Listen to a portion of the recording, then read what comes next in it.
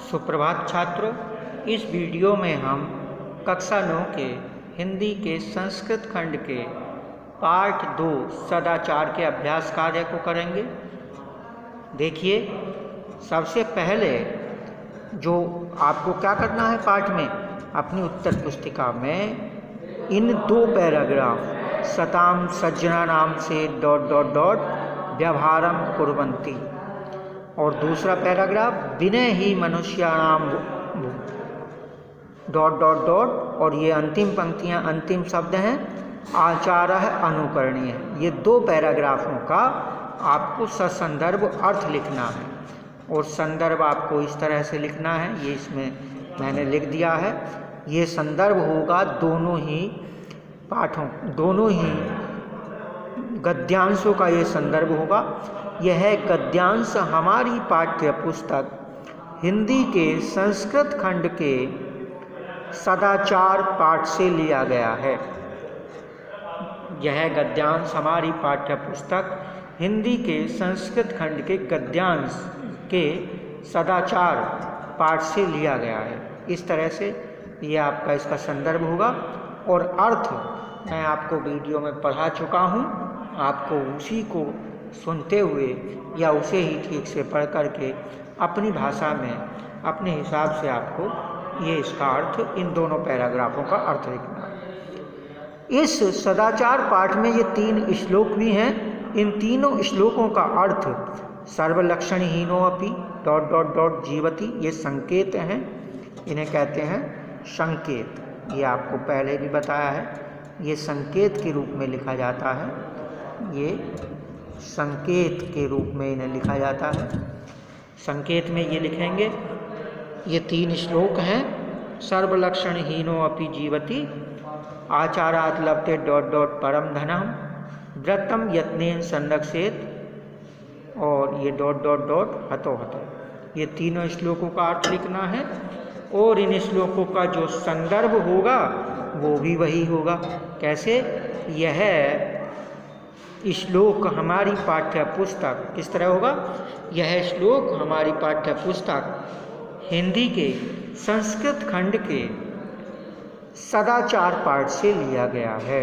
इस तरह इन तीनों श्लोकों का जो संदर्भ होगा, यह श्लोक हमारी पाठ्य पुस्तक हिंदी के संस्कृत खंड के सदाचार पाठ से लिया गया है। ये संदर्भ हो जाएगा और अर्थ तो आपको उन्हीं में से लिखना है, आपको बता दिया गया।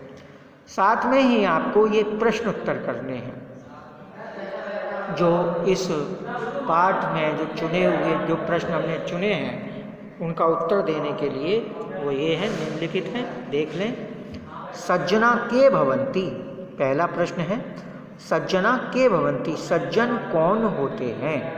सज्जन कौन होते हैं? तो उसका उत्तर है ये जना, जो लोग सद एव विचारयन्ति, सही ही विचार करते हैं, अच्छा ही विचार करते हैं। सदैव वदन्ति, सच ही बोलते हैं। सदैव आचरन्ति, सच ही आचरण करते हैं। ते एव सज्जना भवन्ति, वही सज्जन होते हैं।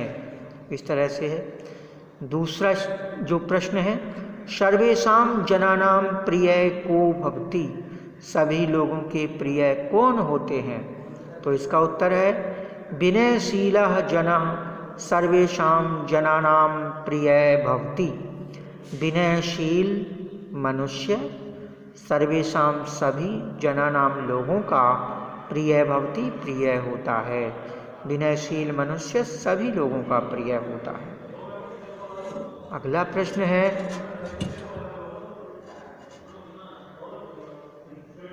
देख लें।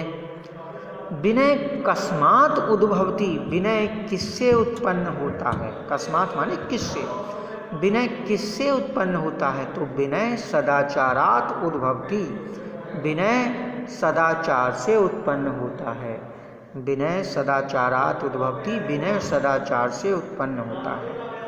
अगला प्रश्न है जगति भारत भूमि प्रतिष्ठा कस्मात् आसीत्, जगती संसार में भारत भूमि की प्रतिष्ठा कस्मात् अस्ति, किससे है? संसार में भारत भूमि की प्रतिष्ठा किससे है? तो इसका उत्तर है जगती भारत भूमि प्रतिष्ठा सदाचारात आसीत।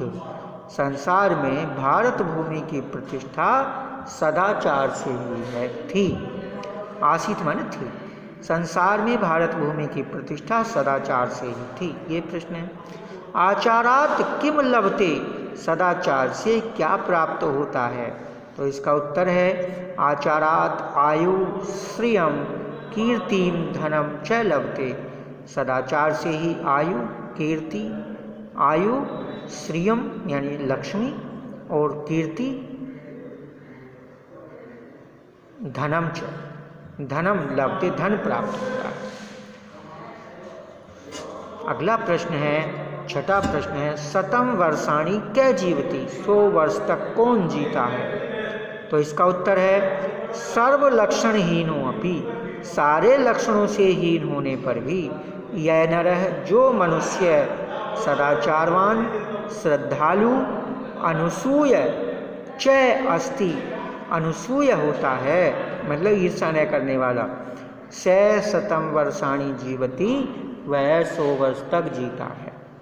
सभी लक्षणों से हीन होने पर भी जो मनुष्य सदाचारवान श्रद्धालु और ईर्षा न करने वाला हो, वह शतम वर्षाणी जीवती, 100 वर्ष तक जीता है।